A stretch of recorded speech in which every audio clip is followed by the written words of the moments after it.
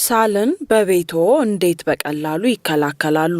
ሳል በበርካታ መንገዶች ሊከሰት ቢችልም በዋናነት ግን በአየር ንብረት ለውጥ፣ በቅዝቃዜና ሙቀት፣ በጉንፋንና ተያያዥ ህመሞች፣ በአለርጂ፣ በማጨስ እንዲሁም በአስም በሽታ ታማሚዎች ላይ ሊከሰት የሚችል ነው። አንዳንዴም ለተለያዩ በሽታ የሚታዘዙ መድኃኒቶችን አዛብቶ መውሰድ፣ አነቃቂ ንጥረ ነገሮችን መጠቀም የሳል መነሾ ሊሆኑ እንደሚችሉም የጤና ባለሙያዎች ይገልጻሉ። ሳል ሲከሰትብን የተለያዩ መድኃኒቶችን መጠቀማችንና ፈውስን መሻታችን ትክክል ቢሆንም ከዚህ በተሻለ ግን በቀላሉ በቤታችን በምናከናውናቸው ተግባራት ራሳችንን በመጠበቅ ሳልን ልንከላከል እንደምንችልም ነው እነዚህ ባለሙያዎች የሚናገሩ።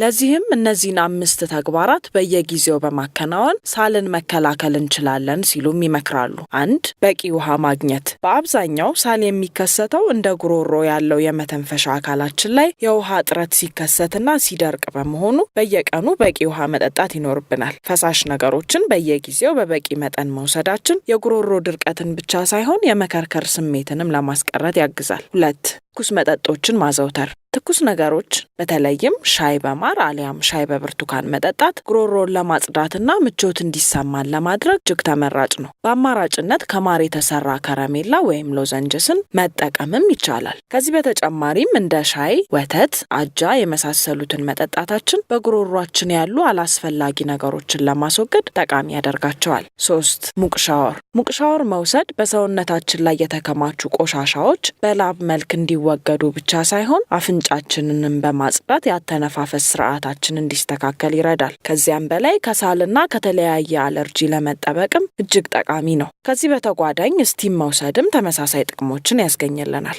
4. ጠንካራ ሽታ ያላቸውን ነገሮች ማራቅ። ምቾት የሚነሱና ጠንከር ያለ ሽታ ያላቸው ሽቶዎችን አለመጠቀም። በተመሳሳይ ጠንካራ ሽታ ያለው ኤር ፍሬሽነር ወይም አየር መልካም ጠረን እንዲኖረው የምንጠቀመው ስፕሬን አለመጠቀም። እነዚህ ነገሮች ሳይነስና ሳልን ሊቀሰቅሱ ስለሚችሉም ነው ጥንቃቄ ያሻቸዋል የሚሉት አለን ዌይስ የተሰኙት የክሊቭላንድ ክሊኒክ የጤና ባለሙያ። እጅግ የከፋው ሳል ቀስቃሽ ነገር ግን የሲጋራም ሆነ የማገዶ፣ የከሰል፣ የእንጨት ወይም ሌላ ጭስ ሲሆን በተለይም የሲጋራ ጭስ ሳል በመቀስቀስ ረገድ ተወዳዳሪ እንደሌለው ነው የሚነገረው። ደረጃው ቢለያይም ሁሉም ማጫሽ ማለት ይቻላል ለሳል የተጋለጠ ነው። ከሳል ለመጠበቅ የተሻለው አማራጭ ሲጋራ ማጨስን ማቆም ብቻ ነው። 5. አዋራን ማስወገድ። አዋራ ሳልን ብቻ ሳይሆን እንደ አስም፣ ሳይነስ የመሳሰሉ ህመሞችን ከሚቀሰቅሱ ነገሮች የሚመደብ ነው። አካባቢያችን በቂ እርጥበት እንዲኖረው በማድረግ አዋራን መከላከል የምንችል ሲሆን በየዕለቱ ቤታችን በቂ አየር እንዲያገኝ ለተወሰነ ሰዓት መስኮት በመክፈት ምቾት የሚነሳ ሽታን ማስወገድ እንችላለን።